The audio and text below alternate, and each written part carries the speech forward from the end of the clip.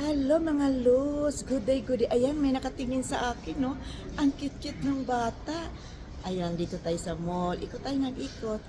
Kasi masyadong malamig sa labas, kaya andito tayo sa taas.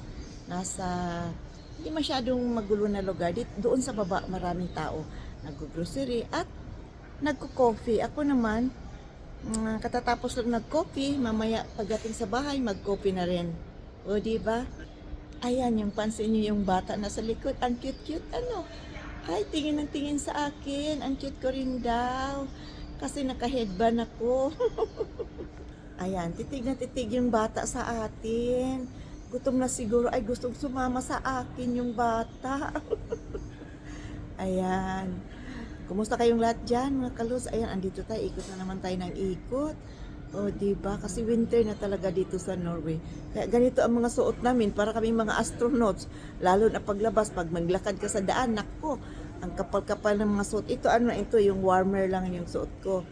Hindi pa to winter jacket. Kasi andito lang tayo sa loob, yung warmer lang. Pag sa labas na, ayun, hindi ka makasuot ng ganito. Super lamig. Ayan, salamat sa panonood mga kalus. Ayan yung bata.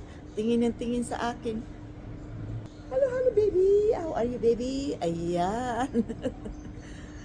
Ayan yung bata. Tingin tang tingin sa atin. Gustong sumama sa akin. O, diba? Ayan.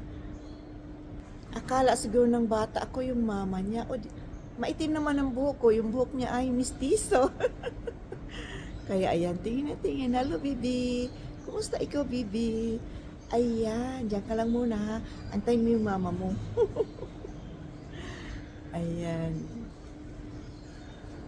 Cute na cute talaga siya. Ayan. Ayaw huminto ng tawa. Ayan, tawa pa rin ng tawa. O sige, makaalis na nga at antayin mo yung mama at susunduin ka. Ayan. Sige, bye-bye.